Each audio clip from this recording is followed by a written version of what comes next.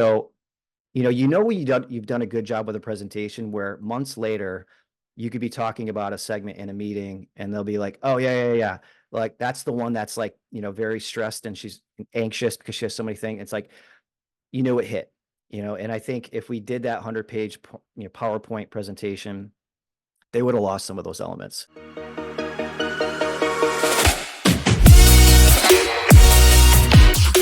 All right, everyone, we are back, and today we are talking to Brian Monschein. Brian is the founder of Narrative Insights Consulting and has worked in a variety of research and consumer insights roles over the years. Brian, so happy to have you here, and welcome to the show. Thanks, Zach. Yeah, happy to be here. Excited to talk more today. Yeah. So, kick us off like we always do. I'd love to hear about you and your background, both what you're doing now at the consulting firm that you founded, but also like take us through kind of your history leading up to this point. I know you did some awesome work in consumer insights at Subway. I know you're working at Fox Pop Me. So, like, kind of just give us the rundown. Who is Brian, and what have you done over the years? Yeah, awesome. So let's see. I'll take you through a little bit of the journey. I've been in research for probably over 20 years now. So it's pretty much what I've done since I graduated way back when.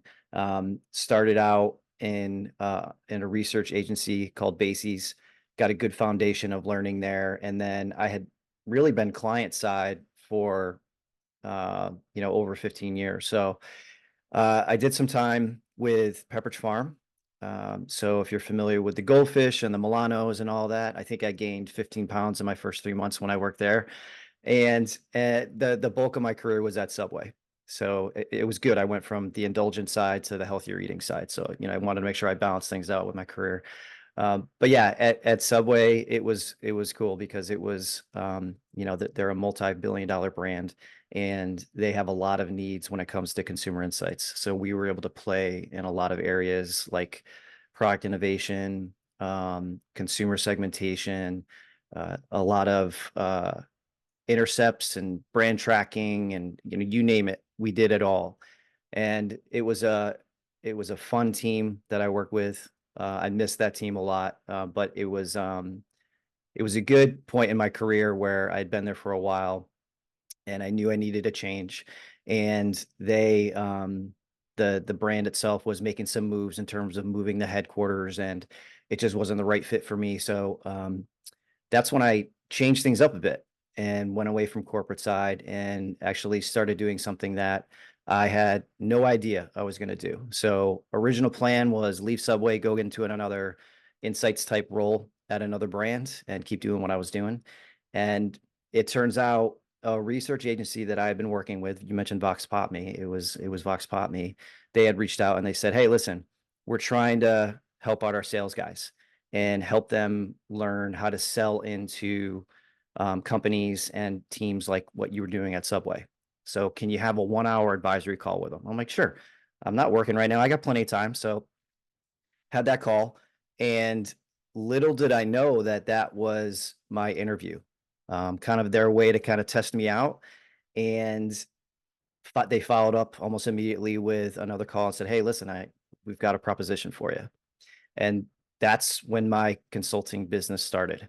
So was never the plan to do that, but I'm about 2.5 years in, and it's probably the best thing I've ever done in terms of my career trajectory and what I've been able to do, because I can work with a lot of different companies and different people. And I love that idea of building relationships with different people.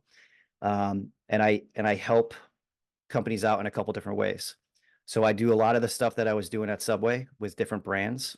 So most recently, I worked with Blaze Pizza for almost a year and kind of just helped them build out their insights toolkit.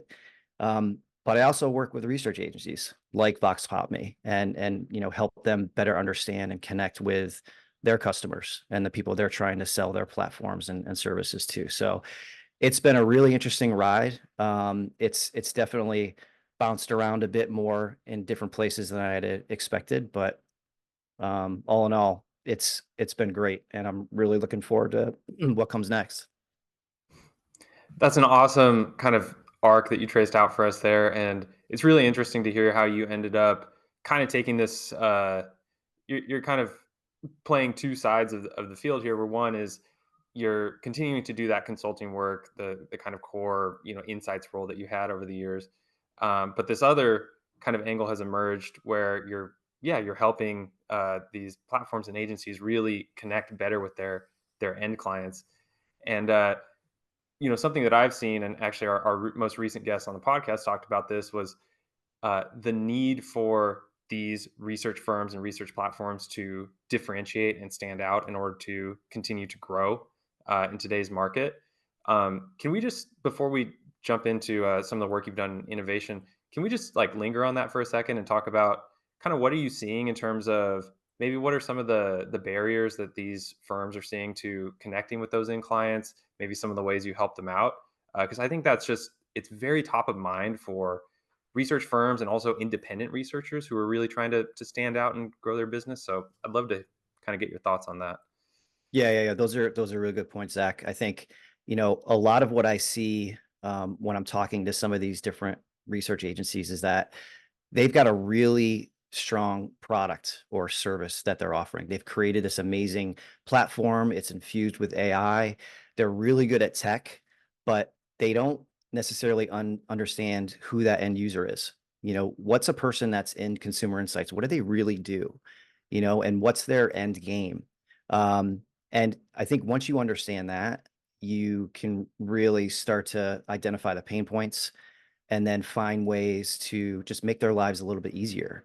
But you have to talk their language. And that's a lot of what I was doing with different companies out there once I left the corporate world. It's partly just, getting them educated on what research is and how an end user is actually using it. I mean, if you don't understand research and you don't know the basics between qual and quant and primary and secondary data and all the things in between, it's going to be really hard to sell this in and say, hey, here's how you can use this data.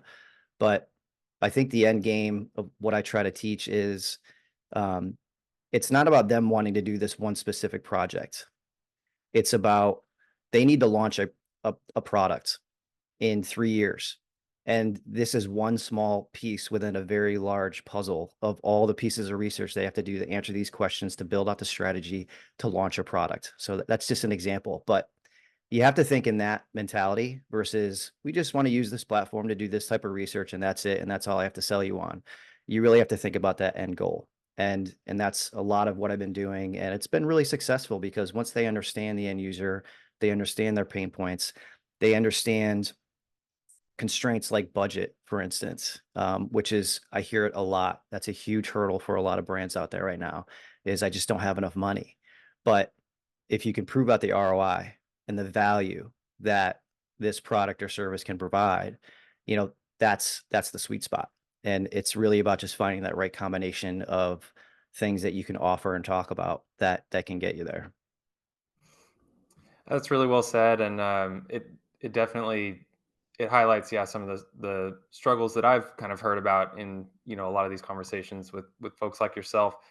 So the next place I kind of wanted to take it is I know you've done a ton of interesting work and kind of innovation in the insights space, and we are on the show, the Insights Innovators. So I figure there's no better topic for us to kind of tackle first than some of the work you've done in innovation. So um, I know that offline we kind of talked about some of the brand insights toolkits you've built out, some of the innovation work you've done there. So tell us some stories. Like tell us what you've been doing to help you know the folks you've worked with innovate. Some of the toolkits you've built out.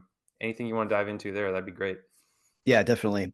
When I mentioned budgets and how there's just not a lot of money going around right now. It was really interesting when you look at the dichotomy of when I was at Subway and the budget I had at Subway just for research. Um, there's brands that I work with now, smaller brands, where their marketing budget is less than the budget I had in consumer insights. So just, you can just see the sheer dynamic of what happens when you have that little money to work with. And most of it is going towards marketing. So you do have to get creative. I wouldn't say scrappy because scrappy to me sometimes could mean low quality. Um, I say creative only because I look at it like a Venn diagram where you want it quick you want it relatively inexpensive, but you still want high quality, So that's typically how I try to look at and how I try to build out toolkits. So process I usually use is I'll go into a brand and first let's just take a look at what you got. You may have some research that was done a few years ago. You may have some syndicated data that companies have sent you, and we'll at least get a foundation of, okay, here's what we know. And then from there, I help them build out, okay, well, here's what else you could learn. Here are some of the gaps that we can fill with research. And then we'll go through a prioritization exercise where, we know we only have so much money, so let's try to build something that can get you most of the answers you need at a good overall investment. So some of the things we've done is a lot of the brands I work with tend to be in the restaurant industry. They don't all have to be, but a lot of them are, and they use these third-party food partners who supplies their different ingredients. A lot of those partners already have tools that they've purchased. So, for instance, in the restaurant industry, um, syndicated data like Data Central or Technomic, a lot of these third-party vendors that they're already working with have access to that data. So we immediately tap into that. It's free data, and they can, help you with things like, hey, you can do some concept testing with one of them or get some information on new proteins or ingredients. So that's always a good starting point. Um, there also may be subscriptions that they're already subscribed to where there's some free add-ons. So I've done that where I've been able to get a free attitude and usage study. So from there, we were able to identify, okay, who the core consumer is, what their motivations are to visit, what would get them to come back more often. And we did that completely free. It was already something that they were subscribing to. Um, Other things we've done is, you want to try to talk to consumers as much as you can.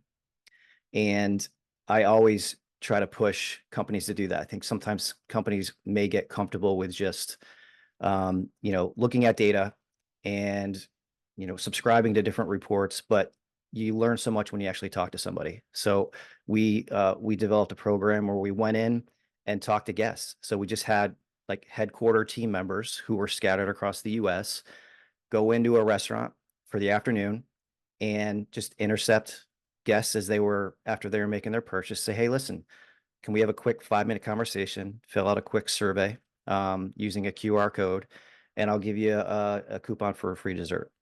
And you'd be so amazed at how much you can learn from that.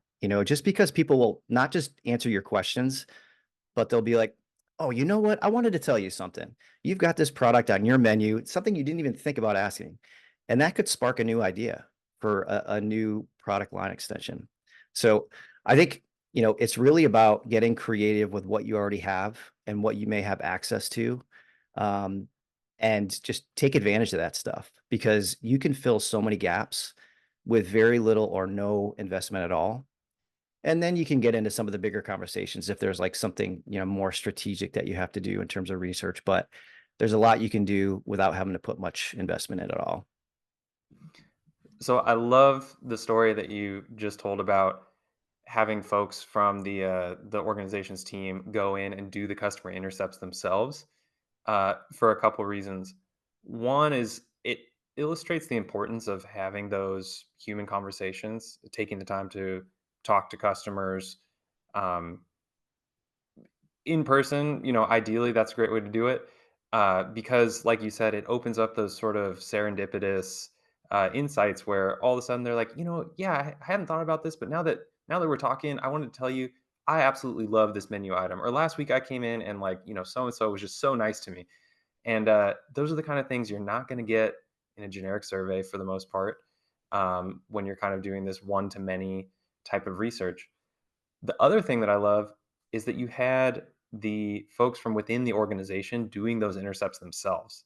So I think that also speaks to the importance of having that customer interaction be be personalized to the folks within the organization who are then going on to make some of these decisions. I think too often, research kind of gets boiled down to, oh, we're going to go and we're just going to spend money on this report, and then we're going to read it for 20 minutes in some executive meeting, and that's our connection to the customer, right?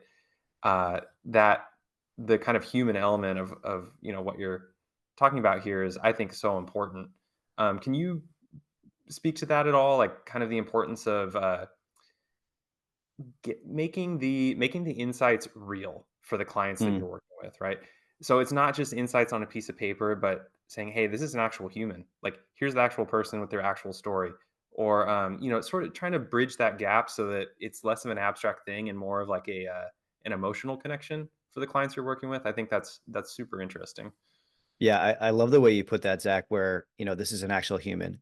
And quite often we look at data and we just see a bunch of numbers, right? And you sometimes forget the fact that these are all real people. I mean, granted, this day and age, there's a lot of bots and everything else out there that are filling out your surveys, but I'm talking about the people that actually do fill it out. Um, and I honestly, to your point about going in and actually talking to consumers, I think it should be mandatory for every employee to be doing that like once a month, once a quarter, whatever your product or service is, like talk to your consumer, talk to who's actually paying money to buy your product or service and learn from them because there's so much that you can get from that. Like we all have to remember, we're all consumers. We all are, out there making purchases on a day-to-day basis, and we have to remember that, like as the brand trying to sell something, this person, their interaction with you and your brand is a minuscule little piece of their day, and so that's why the more we can learn about what's their journey, what brought them to your restaurant or your store, where do they go next? Because when you start piecing all that stuff together, you learn so much, and we all know from surveys, you're only going to get so much information if you're not probing and asking the right questions. And quant surveys can only get so far. But having that conversation, picking up on cues, it could be just like even nonverbal cues, like the way they look, the way they squint if they're talking about something. Like you may see that there's a pain point there that you can dig into deeper. Um, it doesn't take much. It's a few hours of your time. Let's say once a month, but if you can do that collectively across an organization and then have a way to collect all that data of what they learned and then report that out, I mean, imagine how much value you can get from that. And you didn't even spend a dime. You just had people, taking a little bit longer lunch break to go out and talk to their customers. And that's what I love about that engagement you had with whichever client this was, where you had their execs or their folks who work for corporate in there doing the research themselves. I think that's just a very both cost effective way, because you're not going out and hiring a bunch of researchers to do the work. Uh, so that's a cost effective way to do things, but also you're taking out the middleman, so to speak, and you're going straight from consumer to the company. So I think that's brilliant. I think also really quick, Zach, about that, Oh yeah. when it's the people that actually work for the brands and they're the ones, having these conversations, it could also be a very humbling experience because you may realize there are certain things that maybe they don't like the brand as much, or they've had a bad experience. You need to take that information in. You need to use that and get better. It's like test and learn, and sometimes you're not going to pick that up in a survey. So it's it's good because you're going to realize not everything is perfect, but I at least know where I need to put my focus. And the people that are doing these interviews are the people that know the brand better than anybody else. Yeah, you can go out and hire a third party to do interviews for you, but they're not going to know where to probe in the right places. So it's a great point that, having the people that actually know the brand the best, they're going to pull the most insight out of that conversation too. Yeah, absolutely. Staying on the topic of kind of innovation and the some of the toolkits you build out for your clients, I wanted to see if you can maybe take us through any examples of how you've helped folks on the research agency side. I know we touched on it a bit, but it sounds like you're just doing so much cool work with all of your clients. So I wanted to flip over and go from kind of like the consumer facing research to how you're helping the folks on the research agency side. So any stories or examples you can tell us from there would be super interesting. Yeah, this is the really fun part of my job, because it's not something that I have been doing my whole career. Like I had been doing consumer insights for most of it, but this is where I took a step back and I'm like, oh, now I'm on the other side, and it's very different over here. And you, I think you start to realize how much work goes behind a call that you have with a research agency. That 1 hour call you have with them. There's so much that went into that to build up to that point, and that's what I help a lot of these companies do. So Part of it is related to sales enablement, where I'm coming in almost as that client insight advisor, and I help them understand things like how to, like I said, how to teach them, what their day to day is. So if you better understand what a client insights day to day is, and how many things they have on their plate, and they have executives knocking on their door on a constant basis, trying to get questions answered, you start to have more empathy for who they are and what they're doing. So I've done the sales enablement. I've done a lot of thought leadership content where it could be webinars, it could be podcasts, writing articles, speaking at conferences, really just getting the word out of what this platform or service is and how we can help you. Even taking it a step further, when we talked about talking to your customers, we've done things as far as creating full-blown customer advisory boards where we get the biggest customers in a room once a quarter and really deep dive for half a day, full day of, what can you tell us about this product, and kind of where we want to take it. And it gives them a sense of, hey, I'm a part of this. I'm a part of your 3-year strategy of how I can help you get to the next level with your product development. So you learn a lot when you sit there and talk to your big customers and just understand, what's working, what's not working, where to go next. Um, and just in general with the internal team, it's just a lot of training sessions just to teach them more about what research is, what insights is, and how they can better adapt to what a client is looking for. So it's cool. It because it's not the typical client side insights role that I've had. Um, it it's also a humbling experience too, because you're on the other side of things now, and I think the nice thing is you just learn what goes into both sides, and that's the unique opportunity that I have, having lived on both sides of research, and I try to use that. I didn't want to just focus in one area, so I try to use that to my advantage and really just try to help any type of user within research.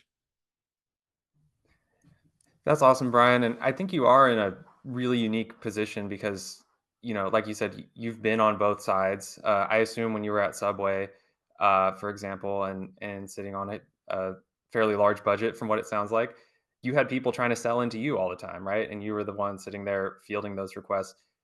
Now you're on the other side, and you're trying to help the folks who are trying to sell into the new person who's sitting at Subway, right? Or sell in Yeah. to some of these other end clients. And so that is a very humbling experience. But I think your experience having kind of played both roles, I mean, that just makes you kind of invaluable because you know kind of what's going on behind the scenes on both sides of the game, so to speak.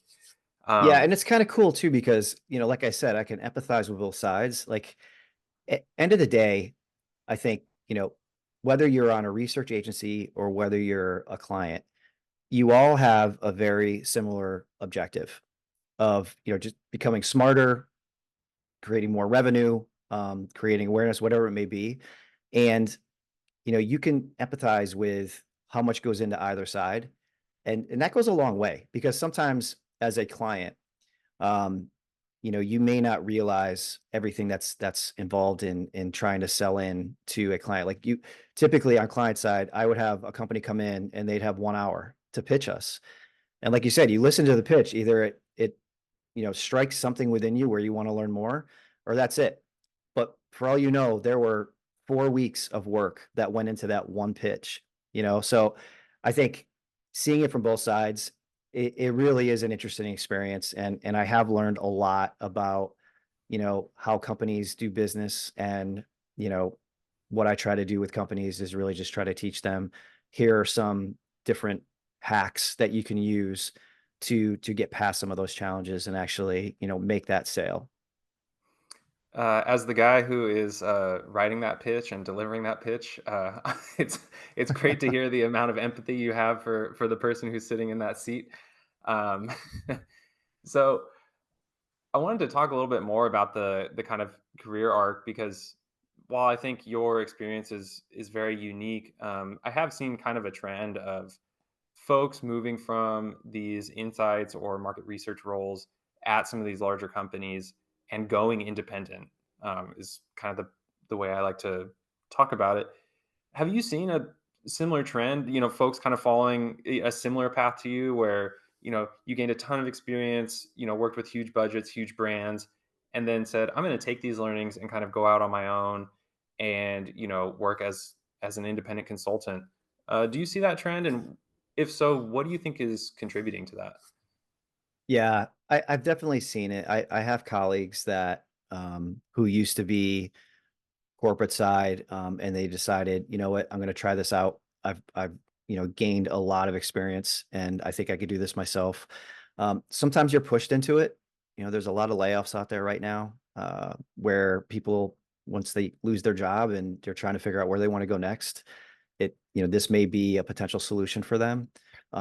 Sometimes it may be you're still working, yet some of the rules that are coming back, a few years after COVID now, with having to get back into the office.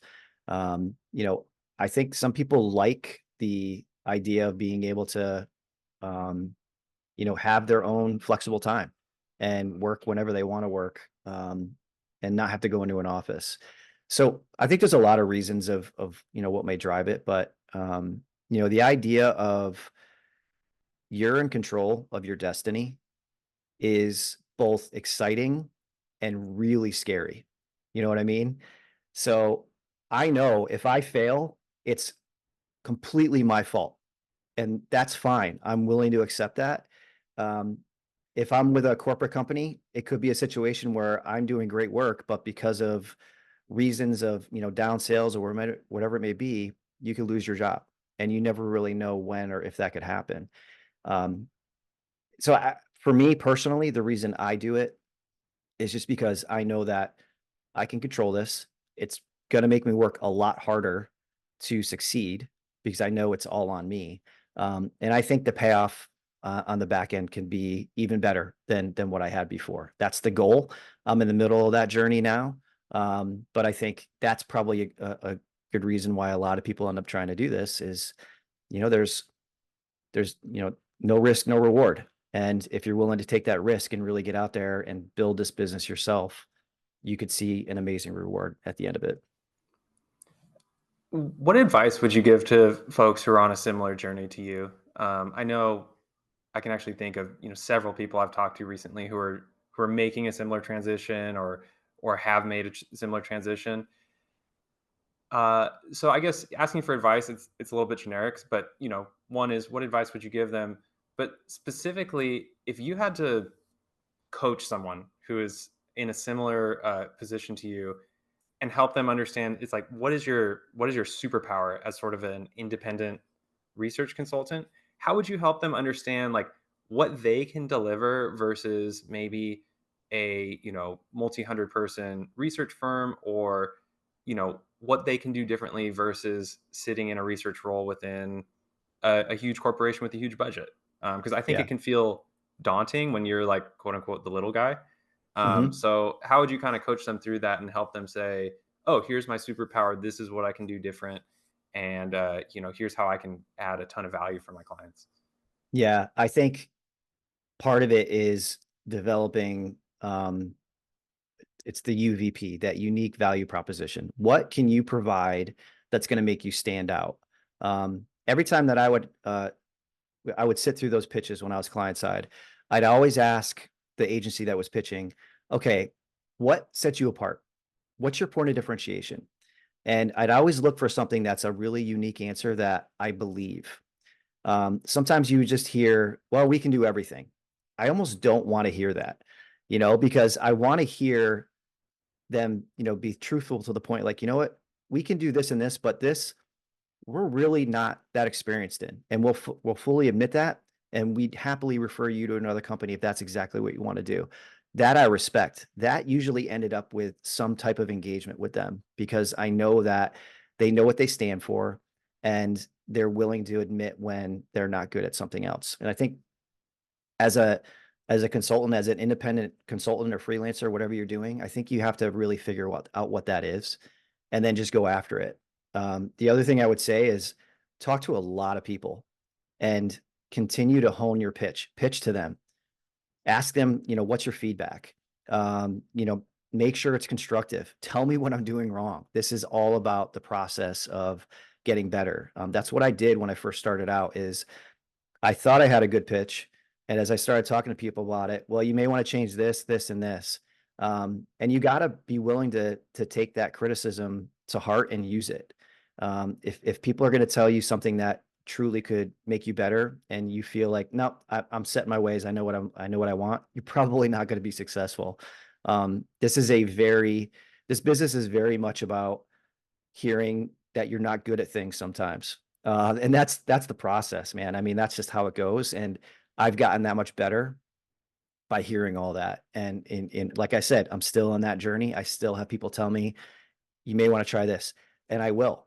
And I think you just have to be really open with the feedback you get, and never say no up front. Somebody told me that early on, when I was trying to build out a business and go out on my own, and they said, you know what, you're going to get offers to do a lot of different things. Don't say no in the beginning. Hear them out and try it out, because you may find that there's another angle to your business you weren't even thinking of by doing that. So I think you just got to walk into this with an open mind and really understand what you want to stand for, and then just go after it. I hope we can cut that and clip it, and people can just play that on repeat for all the folks who are going independent. Wake up in the morning, hit play on Hit that it. one, and then there's your there's your motivation for the day. There you go. uh, so I'd like to talk a little bit more. I know we're meandering through our conversation here, and I love it. Uh, I want to go back to something we were talking about before, which is the ability to tell a really compelling story behind data and actually make it human for the end client. I know this is something that you clearly do a really great job of, and if I remember our conversation correctly from offline, it sounds like you did some pretty interesting work. I think it was at Subway, where you're doing like a consumer segmentation study. Um, I'd love if you could tell that story, and then we can maybe talk a little bit more about kind of moving from data to more human insights. Hmm. Because I think that's something that uh, a lot of researchers and research firms are struggling with. The going from the okay, we can produce this data, which in itself is unique, but it's commoditized is not the right word, but data is just that. It's numbers, it's a spreadsheet, it's a 100-page report that no one wants to read, right? Yep. Moving from the 100-page report to the uniquely human insights and having that sort of connection with the end client where they say, aha, I get it. Yeah. This is what we needed to understand about our consumer. I'd love to get into that conversation and just hear about some of the work you've done and continue to do in that space. No, I love this conversation. This is where I start to geek out. Um, like, data visualization to me is just so important, and I do feel like in research there's an art and a science, and sometimes the art gets lost. The science is obviously important. You want to have a strong methodology behind your research, but I literally just wrote a post about this today about how I've been in situations where I had uh, an ironclad methodology. The survey flow was perfect. I had amazing insight coming out of the analysis, and then I went to present it and it flopped. And the reason why is because I had the 100-page deck with a whole bunch of numbers, and it went right over people's heads, and it just all that work for nothing, right? So a big area that I've really tried to, advance myself and just learn more about is this idea of, the art of research and finding unique ways to present information to people that's memorable and engaging. Um, Early on, I read these stats about how humans process visuals something like 60,000 times faster than text, and stories are 22 times more memorable than stats. So you have to use that to your advantage. One thing we did, you mentioned the segmentation. So we did this massive segmentation. It was a lot of money. It was a huge investment for the company, and it was like a one-shot deal. You're going to do one of these every like 3 or so years. So you want to make the best of it. And we had this amazing report with a lot of data and a lot of insight, but we felt like if we just presented it as is, it wasn't really going to come across where people are truly going to understand the human element, like you said, who really these people are.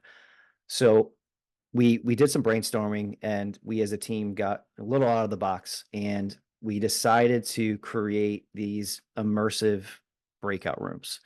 So if you can imagine, we had I think it was 5 segments that came out of the segmentation. And 3 of those segments were the ones that we wanted to go after for different reasons. We knew that they would have the most ROI if we built up awareness and motivation to visit. So, not wanting to go out and present that 100-page report, we created these rooms where when you walk into a room, it's essentially like you're walking into one of these segments' homes. So, if you can imagine, one of the segments was busy moms with young kids who they're lower income, so they don't have a lot of money to spend on food, but they really need convenience because they're just pulled in so many different directions. So if I tell you that, you're like, yeah, I could probably imagine what that person's life is like. But if I take you into this room and you walk into a living room and it's just completely disheveled, there's laundry baskets and clothes all over the place. There are toys everywhere. The TV's blaring. Um, there's a fast food wrappers on the coffee table. You look at on the door where you come into the room, there's a chalkboard and it has 20 different things. And that's basically their list for the day. So I have to drop Jimmy off at school at this time. And then Johnny goes to school at a different time because he's at a different school. Then we have sports afterwards. We have a school meeting. I have to work at some point, so I've got my blocks of time to do a really important meeting. You immediately feel the stress. So we use that as a way to kind of just bring it to life a little bit. And then we supplemented in actual consumer videos of these people. So I literally have a video of this woman. It's at night because that's the first time she had a chance to actually, provide information on the video because her day was so crazy. Her hair's all over the place. You literally see the laundry basket in the back. You hear kids screaming in the background, and she starts to talk about her day to day. And the point was why it's so important for her to be able to go to fast food and get food quick for relatively cheap. She knows it's probably not the best food that she's feeding her kids, but she needs something to just get them through their day because it's so hectic. So as we did that, and we did it during an executive meeting where we had a lot of the key executives in for a bigger 2-day meeting, and then we had these breakout rooms where they can go through for part of the day, and we'd kind of like narrate as we walked them in. So we take them in groups and we narrate. Okay, this is the busy moms that are looking for value, and we kind of talk through the basics, like some of the data points. But as they're hearing that, they're seeing everything come to life around them. And they walked out of here and they're like, I haven't really ever seen anything like that before, but I get it now. So, when you've done a good job with a presentation where months later, you could be talking about a segment in a meeting and they'll be like, oh, yeah, yeah, yeah. Like that's the one that's like, very stressed and she's anxious because she has so many things. It's like, it hit, and I think if we did that 100-page, PowerPoint presentation, they would have lost some of those elements. So a lot of what I try to do is just think about, okay, what are some really interesting ways that we could come about this that are different from the norm? And that's how I try to think of data visualization with anything I do is don't just go to the PowerPoint immediately. You may find that you'll have better luck with doing a podcast. So imagine you and I work at the same company. I'm in consumer insights. You're on the marketing team. We both worked on this research project and now we're talking about it. And then you go back and create snippets. And then we take those snippets and push them out, to the company via email or different newsletters or things. That's gonna sit. That's gonna engage people versus just having them, you know, sit down for an hour-long presentation. So getting out of the box and creative, I think it goes a long way in research. And the more we do that, the more that we drive up the ROI of why we do research in the first place. That was powerful. As you, I know we're talking about this conceptually, but as you were kind of taking me through, I felt like I was in that room, with the laundry basket and the chalkboard. Um, and I think for so many reasons, that is just such a powerful concept that I hope people can take away from our conversation today, which is the importance of just making things real and human for the end client. Because, I think on the surface, research it often gets boiled down to like, let's go get some data points so that we can sell a better, make a better product, improve our ROI in these customer segments, things like that. And obviously, like those business objectives, they're very real, right? But I think on a deeper level, when you're really successful and you're able to think outside the box, like you're talking about, what you're effectively doing is you are bridging the gap that inevitably exists between, call it, top level executive and the average consumer, right? Yeah. Because as companies grow, the space between those two things just inevitably it increases, right? If you're the founder of a startup and you're talking to every single customer because you are also customer support and you are also essentially the janitor and every other role at your company, like that gap is small or non-existent, right? But at these bigger companies, it gets bigger and bigger. And I think, often through no fault of their own, it's easy to kind of lose sight of who are we really serving. And so I think to me, this is powerful because you're not just solving for business objectives, but you're really humanizing the consumer and helping the folks who are really, calling the shots at the company empathize and connect with those folks. And that to me seems like almost just as important of a deliverable isn't even the right word, but outcome of Yeah. research. And I just think it's so cool how you've kind of pulled that together, over the years. Yeah, that's honestly why I love video and consumer research is just to be able to so the people that you're presenting to can see and hear directly from their consumers. You may not be able to get out there and talk to them all the time, but when you see them and hear them and, understand their point of view and the context of the environment they live in, and the friends they have, like all these things start to come together. Like you said, you empathize with that because you're right. There's a huge gap sometimes. If you're working in fast moving consumer goods, and these are people that are lower income, living in the Midwest or South, for instance, and then you've got executives that are living in Manhattan and making seven figures. It's really hard to connect with that person. So we do need to find new and creative ways to get that to come across, because once you start to empathize, then you could really start to develop the right products and services that are going to fit with their needs. Because you mentioned something earlier. If there's one of the biggest pet peeves I have is when somebody would come to us and say, we need to do some research to prove out why we need to launch this product. No, that's not why you do research. Like this isn't just to say, get you the answer you want so you can launch this. This is to say whether or not you should launch it in the first place. Because we may find after talking to our consumers, you're going down the wrong path. So, you have to approach this the right way.